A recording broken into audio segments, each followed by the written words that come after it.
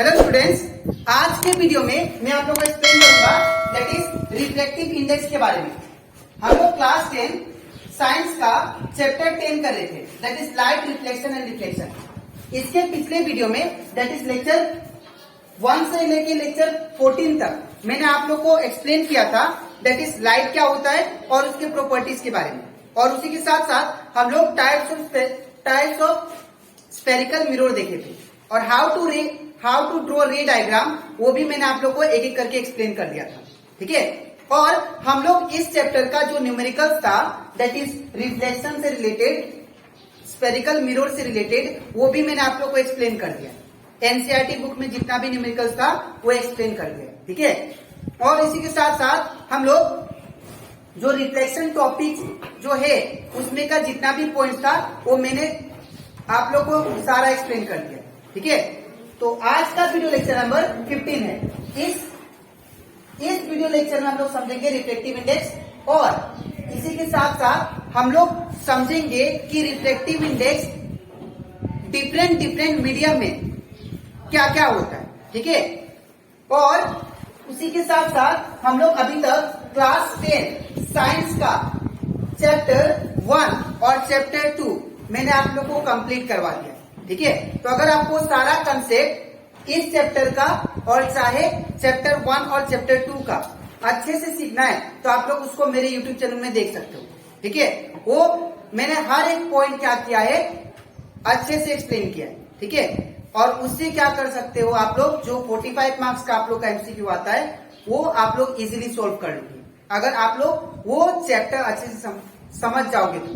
ठीक है, तो स्टार्ट करता है क्लास। यहाँ पे हम लोग सबसे पहले पढ़ेंगे रिफ्लेक्टिव इंडेक्स के बारे में।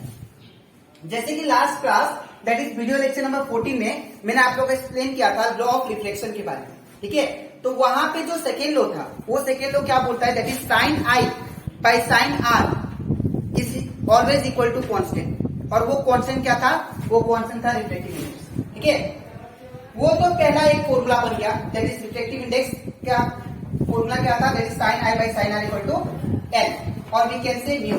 ठीक है, रिफ्लेक्टिव इंडेक्स को हम लोग ईटा से या म्यू से रिप्रेजेंट करते हैं। ठीक है, और इसी के साथ साथ इसका दूसरा भी फॉर्मूला होता है रिफ्लेक्टिव इंडेक्स का, वो होता है that is reflective index is equal to speed of light in air, ठीक है, divided by speed of light in another medium. ठीक है, तो यहाँ पे दो मीडियम होता है, जैसे कि मान लीजिए यहाँ पे ये सपोज ग्लास हो गया। ठीक है, और यहां से लाइट इंसिडेंट हुआ।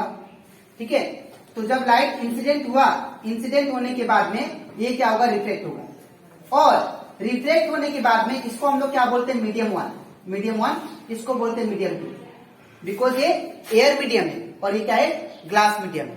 ठीक है, तो यहाँ पे आप लोग ध्यान से जब ऑब्जर्व करोगे तो यहाँ पे स्पीड ऑफ लाइट जो होगा एयर मीडियम में जो स्पीड ऑफ लाइट होगा वो क्या होगा, ज्यादा होगा, स्पीड होगा।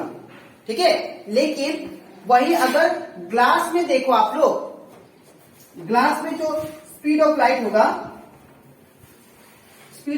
ग्लास में, ये कौन सा मीडियम है, ग्लास, यहां पे कम होगा। ठीक है, तो ये स्पीड कौन सा मीडियम में कम हो जाना, कौन सा मीडियम में ज्यादा हो जाना, फास्ट हो जाना, वो कौन डिसाइड करता है, उसको बताने वाला कौन है, उसको बताने वाला रिफ्लेक्टिव इंडेक्स है। ठीक है, तो यहां से ये पता चलता है कि रिफ्लेक्टिव इंडेक्स एक टाइप का कांस्टेंट क्वांटिटी है जो आपको ये बताएगा कि कौन सा मीडियम में कितना फास्ट चल रहा है लाइट और कितना स्लो चल रहा है लाइट का रेट। ठीक है, रिफ्लेक्टिव इंडेक्स एक कांस्टेंट टर्म है जो आपको ये बताएगा कि कौन सा मीडियम में लाइट कितना फास्ट चल रहा है और कितना स्लो चल रहा है, उसको बताने वाला कौन है, रिफ्लेक्टिव इंडेक्स। ठीक है, तो जो मैंने आपको बताया वही मैंने नीचे भी लिखा है that is reflective index means how slow light is travelling in medium 1 compare to another medium. एक मीडियम और दूसरा मीडियम में लाइट कितना फास्ट चल रहा है या स्लो चल रहा है वो आपको बताएगा रिफ्लेक्टिव इंडेक्स। ठीक है, और light travel faster in air than in solid like glass, ये आप लोग का एमसीक्यू भी आ सकता है, याद रखिएगा। लाइट हमेशा फास्ट ट्रेवल करता है एयर में देन इन सॉलिड मतलब ग्लास। एयर और ग्लास में लाइट का स्पीड जो होता है मैक्सिमम किस में होता है, दैट इज एयर में, याद रखिएगा। ठीक है, और ये फॉर्मूला आप लोग याद रखिएगा, बिकॉज हम लोग जब हम लोग न्यूमेरिकल करेंगे जो एनसीईआरटी बुक का, उसमें आप लोग को ये यूज करना पड़ेगा। ठीक है, नीटा और एन भी बोल सकते हैं, एन इक्वल टू होता है सी बाई वी। अब यहाँ पे सी क्या है, speed of light in air, और वी क्या है, स्पीड ऑफ लाइट इन एनअदर। ठीक है, तो आई होप आप लोग को ये रिफ्लेक्टिव इंडेक्स टॉपिक जो है वो अच्छे से क्लियर हो गया होगा। ठीक है, अब इसके नेक्स्ट स्लाइड में मैं आप लोग को समझाऊंगा कि कौन सा मीडियम में रिफ्लेक्टिव इंडेक्स कितना होता है। ठीक है, तो कुछ आप लोग को याद रखना पड़ेगा क्योंकि डायरेक्ट क्वेश्चन आ जाता है बोर्ड में। ठीक है, तो इसके बाद हम लोग करते हैं reflective index of different material. अब हम लोग पढ़ेंगे कि कौन सा मटेरियल में कितना रिफ्लेक्टिव इंडेक्स होता है। ये बहुत ही इंपॉर्टेंट कंसेप्ट है, ये आप लोग अच्छे से सीख लीजिएगा कि कौन सा मीडियम में कितना रिफ्लेक्टिव इंडेक्स होता है। ठीक है, पहला दिया है, यहाँ पे मैंने मटेरियल मीडियम लिखा है, कौन सा मटेरियल है, और यहाँ पे रिफ्लेक्टिव इंडेक्स उसका। ठीक है, और यहाँ पे भी सेम चीज है, यहाँ पे मटेरियल है और यहाँ पे रिफ्लेक्टिव इंडेक्स। ठीक है, तो जितना भी बोर्ड पे आपको लिखा दिखाई दे रहा है वो आपको क्या करना है, अच्छे से सीखना है। ठीक है, तो यहाँ पे सबसे पहला है एयर मीडियम। अगर मीडियम एयर होता है तो उसका रिफ्लेक्टिव इंडेक्स याद रखिएगा क्या होता है, 1.0003।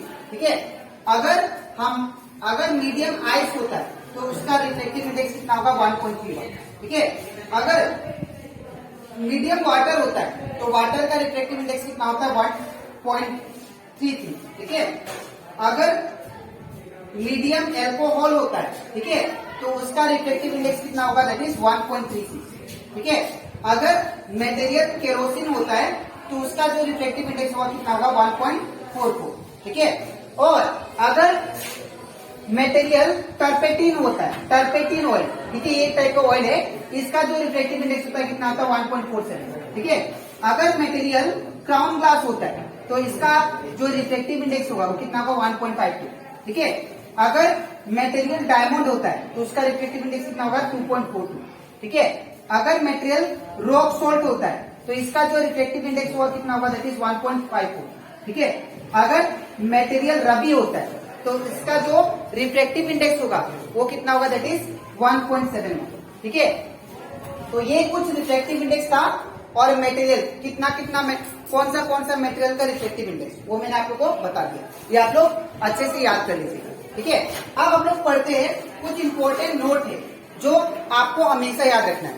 पहला note, if a ray of light travel from optically rare medium to denser medium, अगर कोई भी रे, जैसे कि मैंने लास्ट क्लास आप लोग को एक्सप्लेन किया था कि अगर मान लीजिए ग्लास है, ठीक है, और ये ग्लास कौन सा मीडियम होता है, डेंसर मीडियम, और ये एयर मीडियम है। ठीक है, इसको हम लोग क्या बोलते हैं, रेयर मीडियम। ठीक है, तो अगर कोई भी ray of light rare medium से डेंसर में जाता है, ठीक है, तो ये क्या होता है, बेंड हो जाता है नॉर्मल की तरफ। ये मैंने आपको लास्ट क्लास में समझाया था, वही इंपॉर्टेंट नोट है जो आपको याद रखना है कि if a ray of light travel from rare medium to denser medium, rare medium से चल के किसमें जा रहा है, डेंसर मीडियम। तब क्या होगा, वो एक बेंड टुवर्ड्स द नॉर्मल, वो कहां पे बेंड हो जाएगा, नॉर्मल लाइन की तरफ बेंड हो जाएगा, नॉर्मल लाइन। ठीक है, नेक्स्ट, अगर if a ray of light travel from optically denser medium, अगर रे ऑफ लाइट डेंसर मीडियम से आ रहा है, सपोज ये ग्लास है और लाइट का रे ए से आ रहा है, सपोज डेंसर मीडियम से आ रहा है। ठीक है, तो ये क्या हो जाएगा, ये अगर नॉर्मल है, ये क्या होगा, नॉर्मल के तरफ बेंड नहीं होगा, ये अवे हो जाएगा, मतलब भाग जाएगा, नॉर्मल के तरफ से दूर भाग जाएगा।